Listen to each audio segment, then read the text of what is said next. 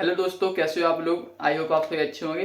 तो मैंने अपने पिछले वीडियो में बताया था हिंदी के इंपॉर्टेंट क्वेश्चंस, इंपॉर्टेंट निबंध, इंपॉर्टेंट गद्यांश पद्यांश, इंपॉर्टेंट आपका जो है साहित्यिक क्वेश्चंस एंड हिंदी की कॉपी कैसे लिखना है बोर्ड में, वो मैंने बताया था। तो अगर अभी तक आपने नहीं देखी है तो आप जाकर चैनल में जाकर हिंदी की प्रिपरेशन वाली प्ले लिस्ट में जाकर देख सकते हैं और अपने दोस्तों के साथ ज़्यादा शेयर कीजिए, जिससे ज़्यादा से ज़्यादा अदर स्टूडेंट्स को फायदा हो सके।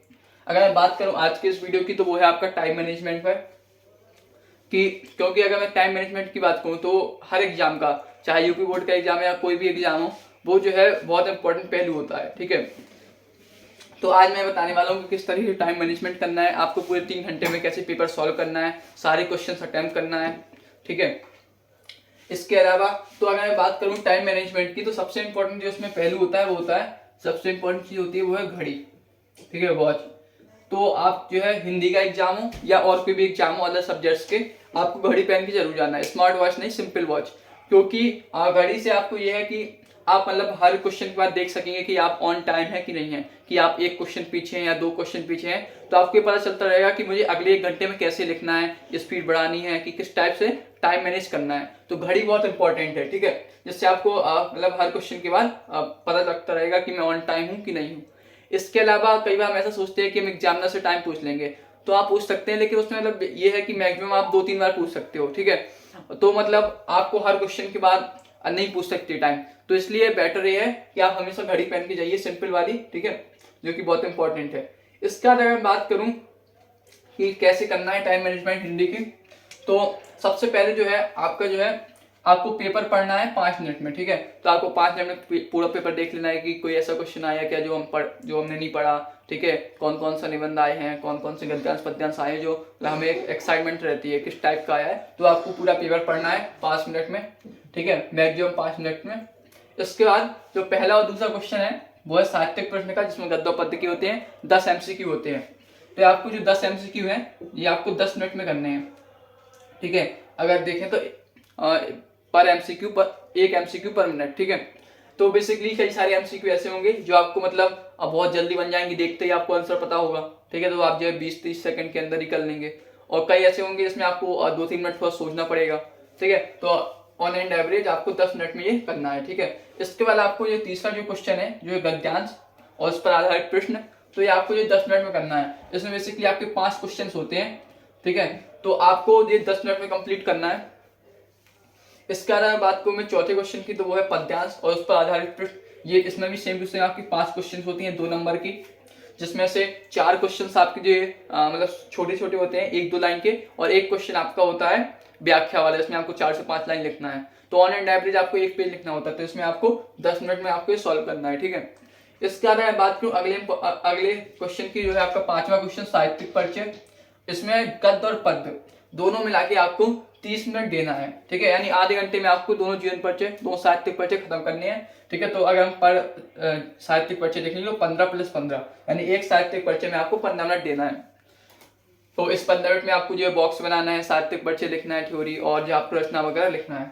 इसके बाद अगर बात करूँ अगले क्वेश्चन की, तो वो है आपका 6वां कहानी और अगला जो क्वेश्चन है वो आपका खंड काव्य। तो आपको बेसिकली क्या करना है, कहानी और खंड काव्य में 25 मिनट मिला के देना है। ठीक है, कहानी आपको बेसिकली 1.5 से 2 पेज लिखनी होती है और खंड काव्य आपको 1.5 पेज के अराउंड लिखना है। तो आपको इन दोनों को मिला के 25 मिनट की, अगर मान लो कहानी को आपने 15 मिनट दे दिया, खंड काव्य को 10 मिनट, तो दोनों चीजों को आपको 25 मिनट में मैनेज करना है। ठीक है, इसके बाद अगर बात करूं संस्कृत खंड की, जिसमें आपके गद्यांश और पद्यांश हैं, तो इन दोनों को आपको मिला के जो है 15 मिनट में करना है। ठीक है, तो इसमें चूंकि इसमें आपको बेसिकली हिंदी में अनुवाद होता है, जिसमें आपकी जैसे अगर 5 लाइन का आपका गद्यांश है तो आपको 5 लाइन में अनुवाद करना है, अपनी तरफ से जोड़ना नहीं है कुछ, और संदर्भ लिखना होता है। ठीक है, तो बेसिकली आप इस तरीके से देख सकते हैं कि आपको 5 मिनट में आपको 2 संदर्भ लिखने हैं।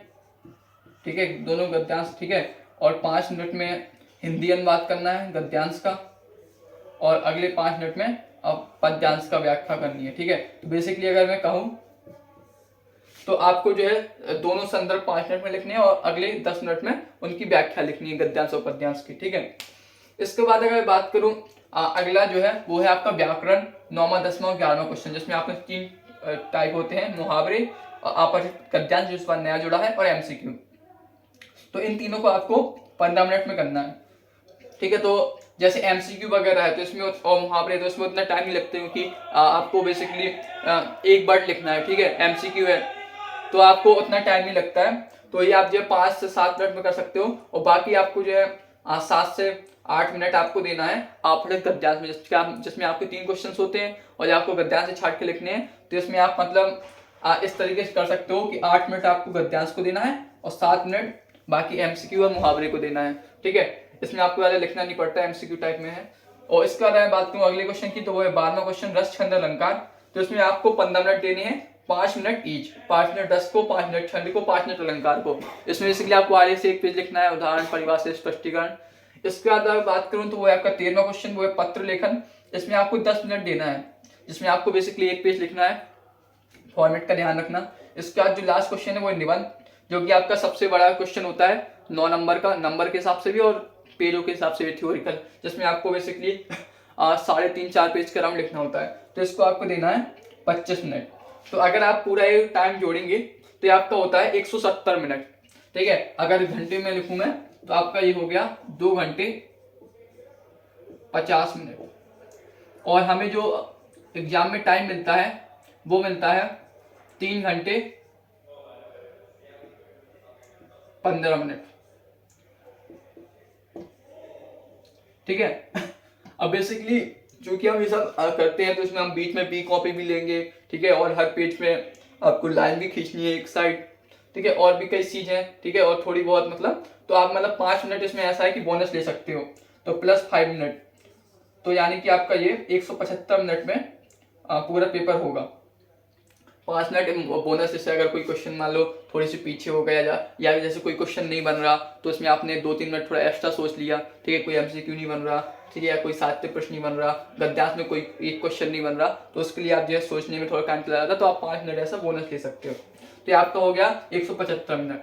तो ये आपका अगर यहाँ पे देखें तो 55 मिनट, तो आपके बचते हैं, अगर आप देखेंगे तो ये आपके बचते हैं 20 मिनट। तो इस 20 मिनट में आपको क्या करना है, 3 चीजें करनी है। पहली चीज आपको क्या करना है, आपको ये देखना है कि कोई क्वेश्चन जो क्वेश्चन जो है मतलब आपको नहीं बना है, आपने पहले सारे क्वेश्चंस किए, जो भी आपको क्वेश्चंस नहीं बने हैं तो वो क्वेश्चन करना है। तो जो क्वेश्चन नहीं बना वो कंप्लीट करना है।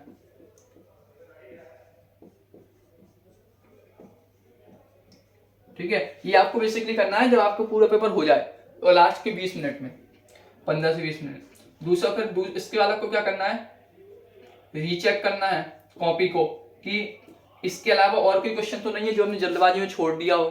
ठीक है, इसके बाद जो तीसरा टाइप आप करना है इंपॉर्टेंट, वो है कि कोई ऐसा टॉपिक तो नहीं है इंपॉर्टेंट, जैसे कोई टॉपिक तो नहीं है जिसमें हमने अंडरलाइन इंपॉर्टेंट वर्ड्स को अंडरलाइन करना भूल गए हो। जैसे निबंध है तो हम लास्ट में लिखा जल्दबाजी में, तो हमने उसमें इंपॉर्टेंट वर्ड्स को अंडरलाइन करना ध्यान नहीं दिया।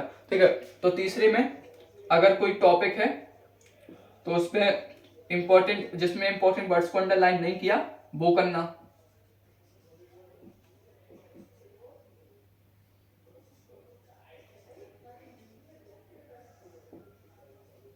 और चौथा है बेसिकली सजाना, आप कह सकते हो कॉपी को सजाना। ठीक है, जिसमें बेसिकली आपको क्या करना है, जैसे हेडिंग वगैरह डाली आपने, जैसे श्रवण कुमार का चरित्र चित्रण, तो आप बेसिकली इस तरीके से आप ऐसे कर सकते हो। जैसे ये है तो आप इस तरीके से, कोई हेडिंग है तो इस तरीके से आप जो है उसके नीचे लाइनें खींच सकते हो स्केच से। ठीक है, और इसके अलावा जैसे प्रश्न नंबर आपने ऐसे प्रश्न 1 डाला, ठीक है, तो उसके नीचे हेडिंग वगैरह डालना। ठीक है, तो ये सब जो काम है ये आपको बाद में करते हैं, ये आपको लास्ट में करना है। ठीक है, जिस हिसाब से टाइम हो उस हिसाब से आप करिए। ठीक है, तो इस तरीके से आपको लास्ट के 20 मिनट क्या करना है मैंने बताया। इसके अलावा और आप क्या कर सकते हो कि जैसे अगर हम देखेंगे इसको, आपका 3 घंटे 15 मिनट का है, तो आप इसको 1-1 घंटे के उसमें तोड़ सकते हो। जैसे अगर आप देखेंगे तो 10, 5, 15 मिनट, 25 मिनट, 35 मिनट, तो लगभग जो 1 घंटे के बाद होगा। तो अगर आप देखेंगे तो 1 घंटे बाद आप कहां पर होना चाहिए आपको, तो आफ्टर 1 घंटे, मतलब 1 घंटे बाद आपको पद्य के साहित्यिक परिचय में होना है, ठीक है। यानी कि आप मतलब पद्य के जो साहित्यिक परिचय लिख रहे हो या रचनाएं लिख रहे हो, अगर वहां पर है आप 1 घंटे के बाद, तो आप ऑन द टाइम है, सही है, ठीक है। उसके अगले 1 घंटे में आपको कहाँ होना है, तो उसके अगले 1 घंटे में आपको होना है 11वां क्वेश्चन आपका कंप्लीट हो जाना चाहिए, यानी आपकी व्याकरण कंप्लीट हो जानी चाहिए। तो 2 घंटे बाद आपको व्याकरण कंप्लीट हो जानी चाहिए, ठीक है। ये और कहां तक, 11 क्वेश्चन, 11वें क्वेश्चन तक, ठीक है। तो आपको यहां तक आप देखेंगे, क्योंकि तो आपके 30, 35, 65, 75, 20, 90 और आपके 120 मिनट, तो आपको 2 घंटे तक आपको जो है यहाँ पे कंप्लीट करना है। तो फिर उसके बाद आपको अगले 45 से 50 मिनट में ये 3 क्वेश्चंस करने हैं, ठीक है। तो बेसिकली आपको ऐसे आप घंटे बाद भी देख सकते हो, ठीक है। तो अगर जैसे मान लो आप पेपर सॉल्व कर रहे हो, मान लो 1 घंटे बाद आपको होना चाहिए पद्य के साहित्यिक परिचय में, लेकिन हाँ वो आप गद्य के साहित्यिक परिचय में, ठीक है। तो आप मतलब फिर उस हिसाब से फिर आपको क्या करना है, आपको ये टारगेट करना है कि अगले 1 घंटे में फिर हम कैसे मैनेज करें अपनी स्पीड को, ठीक है, किस प्रकार से लिखें कि हम जो है यहां तक पहुंच जाएं, ठीक है। तो बेसिकली ऐसे आप 1 घंटे के बाद अगर एक क्वेश्चन पीछे हो, तो आपको अगले 2 घंटे में इस टाइप से मैनेज करना है। जैसे यहाँ पे 25 मिनट है, तो आप इसको 23 मिनट में करना है, 22 मिनट में करना है, ठीक है। यहाँ पे थोड़ा सा टाइम कम कर दो, ठीक, क्वेश्चन टाइम को एडजस्ट करने के लिए। तो इस तरीके से आपको 1 घंटे बाद, फिर उसके अगले आधे घंटे बाद इस तरीके से देखते रहना है कि हम ऑन द टाइम है कि नहीं। अगर बिहाइंड द टाइम है, तो उसके अगले 1 घंटे में किस तरीके से करना है वो आपको ध्यान रखना है। वो आपको टाइम लिमिट में जल्दी से करना है कि मुझे इसमें थोड़ा कम टाइम देना है, 1-2 मिनट, ठीक है, उसका टाइम उसमें एडजस्ट करना है, इस तरीके से आपको करना है। इसके अलावा एक चीज और क्या कर सकते हो आप, जैसे निबंध है तो आपको ये 25 मिनट देना है। और इसमें चूंकि मैंने इसलिए ज्यादा टाइम दिया है क्योंकि बेसिकली क्या होता है, जैसे आपका साहित्यिक परिचय है या फिर कहानी वगैरह है या और भी संस्कृत खंड है, तो ये सब आप याद करके जाते हो, ठीक है, आपको सब याद है। निबंध में बेसिकली क्या है कि आप मतलब याद करके जाते हो, कुछ याद कर सकते हो, लेकिन अगर किस्मत से वो फंस जाते हैं तो अच्छी बात है, लेकिन वो मतलब बहुत बड़ा हो तो आप पूरा याद नहीं कर सकते। तो आपको बेसिकली वहां पे सोच के मतलब सोच के बना के लिखना होता है, तो इसलिए थोड़ा सा इसमें एक्स्ट्रा टाइम आपको बचाना पड़ता है। और इसमें लिखना कितना है, 3.5 से 4 पेज, और आज जिस हिसाब से टाइम बचे उस हिसाब से लिखना है। यहाँ पे एक चीज और कहूंगा कि जैसे अगर निबंध है तो आप क्या कीजिए कि अगर मान लो आपका टाइम लास्ट में कम बचा हो और स्टार्टिंग में आपने मान लो 2 से 3 क्वेश्चन छोड़ दिए हो तो आप क्या कीजिए कि निबंध आप 3 पेज लिखिए, ठीक है, 3 पेज आप निबंध लिख दीजिए। इसके बाद आप क्या कीजिए, उस निबंध को वहीं छोड़ दीजिए, क्योंकि आप लास्ट क्वेश्चन है, ठीक है, उसके बाद तो और कुछ है नहीं। और फिर आप देखिए कि आपने कौन कौन से क्वेश्चन छोड़े हैं, उन क्वेश्चंस को पहले कीजिए, फिर उस हिसाब से लास्ट में जो टाइम बचे, ठीक है, मान लो लास्ट में मान लो ठीक ठाक टाइम बच गया तो आप 1-1.5 पेज और लिख लीजिए, ठीक है, तो प्लस 1 से 1.5 पेज आप और लिख लीजिए, ठीक है। अगर मान लो आपके पास लास्ट में मान लो 2-3 मिनट की बची, नहीं बचा टाइम, तो फिर आप क्या कर सकते हो कि उपसंहार डाल के 2-3 लाइन लिख के निबंध को एंड कर सकते हो, ठीक है। क्योंकि निबंध में बेसिकली क्या होता है, इसमें कोई शब्द सीमा नहीं होती, आप चाहे जितना लिख सकते हो। तो हम कई बार क्या करते हैं कि निबंध ज्यादा लिखने के चक्कर में, 4-5 पेज लिखने के चक्कर में हमारे जो बीच के हमने जो क्वेश्चन छोड़े हैं, 1-2 क्वेश्चन छूट जाते हैं, ठीक है। तो वो हमें ध्यान रखना है कि ये ना होने पाए। तो इसके लिए आप, अगर आपके पास टाइम कम बचा, अगर इस हिसाब से आप चल रहे तो सही है, आपके पास 20 मिनट बचे, आप रीचेक कर सकते हो। अगर मान लो आपके 5-10 मिनट ही बचे, ठीक है, तो आप फिर क्या कीजिए, निबंध को आप 2.5 से 3 पेज लिखिए, ठीक है, जिससे आपका मतलब ये है कि अगर आपके पास लास्ट में टाइम नहीं बचा बिल्कुल भी निबंध के लिए, तो आप 2-3 लाइन लिख के उसको खत्म कर दें, ठीक है, तो आपका ठीक ठाक निबंध हो जाएगा, ठीक है। इसके अलावा आप क्या करिए कि रूपरेखा में जैसे जो हेडिंग होती हैं, तो पहले आप हेडिंग मत डालिए, रूपरेखा आप लिखिए, 4 से 5 लाइन छोड़ दीजिए, उसके बाद फिर आप अपना हेडिंग बना के निबंध लिखिए और फिर लास्ट में आप रूपरेखा लिखिए, ठीक है। इसके बाद जैसे अगर आपको एक चीज और ध्यान रखनी है कि अगर ऐसे मान लो आपको कोई क्वेश्चन नहीं बन रहा तो उस पर आप 2 से 3 मिनट सोचिए, अगर फिर भी नहीं बन रहा तो आप उस क्वेश्चन को छोड़ दीजिए, ठीक है, और उस क्वेश्चन का नंबर आप पीछे कहीं पे रफ वर्क में एक जगह लिख लीजिए, सारी नोट कर लीजिए, ठीक है। इससे क्या है, मतलब आपको एक क्वेश्चन पे बहुत ज्यादा टाइम वेस्ट नहीं करना कि आपने 5 से 10 मिनट उसी पे निकाल दिया सोचने पे, इससे आपके बाकी क्वेश्चंस भी अफेक्ट होंगे, ठीक है।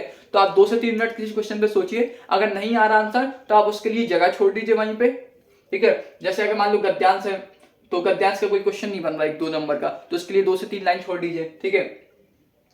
अगर मान लो व्याकरण में जैसे मुहावरा वगैरह, तो ये आपको अपठित गद्यांश के एक आध आंसर नहीं बन रहा तो वहीं पे छोड़ दीजिए, ठीक है। या फिर आपका साहित्यिक प्रश्न में नहीं बन रहा तो एमसीक्यू के लिए वहीं पे जगह छोड़ दीजिए, ठीक है, एक दो लाइन। तो आप इस तरीके से वहीं पे जगह छोड़ दीजिए और लास्ट में नोट्स जरूर कर लीजिएगा, मतलब कॉपी के एंड में रफ वर्क बना के कि कौन कौन सी क्वेश्चन छूटे हैं, ठीक है। तो ये आप कर लीजिए और ज्यादा टाइम वेस्ट नहीं करना किसी क्वेश्चन पे, अगर नहीं बन रहा है आप आगे बढ़ जाइए। और हर क्वेश्चन के बाद आप घड़ी पे देखते जाइए कि मैं ऑन द टाइम हूँ कि बिहाइंड द टाइम हूँ, ठीक है। जैसे आपने एक क्वेश्चन कर लिया साहित्य क्वेश्चन में, आप देखो कि कितने मिनट हो गए, आप देखिए कि मतलब दोनों मिला के 15 मिनट हो गए तो आप सही हैं। अगर 17-18 मिनट हो गए तो फिर आपको फिर यहाँ पे थोड़ा सा टाइम जैसे साहित्य परिचय थोड़ा कम करिए, ठीक है। अगर मान लो, ठीक है, तो इस तरीके से आपको जो है ये टाइम मैनेज करना है। आई होप समझ में आ गया होगा। अगर इससे रिलेटेड कोई डाउट हो तो आप जो है कमेंट कर सकते हो। और इसके अलावा बोर्ड एग्जाम में कौन कौन से पेन्स का यूज करना है, ठीक है, अब स्केच का यूज करें कि ना करें, मार्कर हाइलाइटर का यूज करना है कि नहीं करना, कौन सी स्केच का यूज करना है, क्या क्या चीजें लेके जाना है, ठीक है। और इसके अलावा कुछ important tips before the exam, ठीक है, जो इंपॉर्टेंट चीजें जो ध्यान रखनी है एग्जाम में, वो उसकी एक वीडियो में जल्दी अपलोड कर दूंगा, ठीक है। और बाकी आप अपनी तैयारी करते रहिए। और मैंने इसकी प्रिपरेशन की वीडियो, हर टॉपिक की, साहित्यिक परिचय कैसे करना है, इंपॉर्टेंट क्वेश्चन, सब मैंने प्लेलिस्ट बना रखी है। आपने नहीं देखी तो आप जाके देख सकते हैं। अदर सब्जेक्ट्स की प्लेलिस्ट पूरी चैनल पर बनी हुई है, तो आप देखिए और अपने दोस्तों के साथ ज़्यादा शेयर कीजिए जिससे अदर स्टूडेंट्स का भी फायदा हो। एंड आई होप अगर वीडियो पसंद आए तो लाइक कीजिए, दोस्तों के साथ शेयर कीजिए और thank you very much. And channel को सब्सक्राइब कीजिए। All the best.